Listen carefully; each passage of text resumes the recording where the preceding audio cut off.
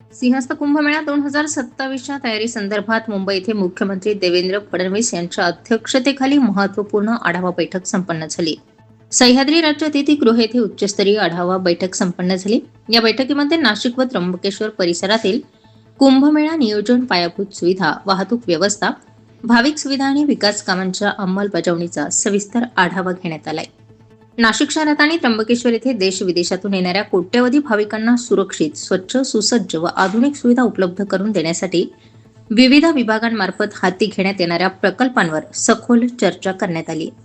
या बैठकीला उपस्थित राहिल्यानंतर महापौर हिमगौरी आडके यांनी सिंहस्थ कुंभमेळा 2027 हा केवळ धार्मिक सोहळा नसून नाशिकच्या सर्वांगीण विकासाची ऐतिहासिक संधी, राज्य शासनाच्या सकारात्मक भूमिकेमुळे शहरातील अंतर्गत रस्ते, पायाभूत सुविधा आणि दीर्घकालीन विकास कामांना मोठी चालना मिळणार असल्याचं सांगत राज्य शासन समन्वयाने कार्य करून सर्व कामांची प्रभावी अंमलबजावणी करतील अशीही मागणी केली.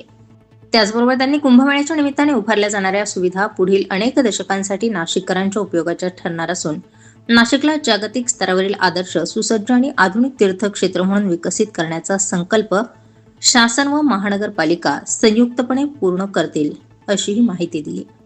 स्टार 24 फास्ट न्यूज साठी मोहन सहाणे, नाशिक.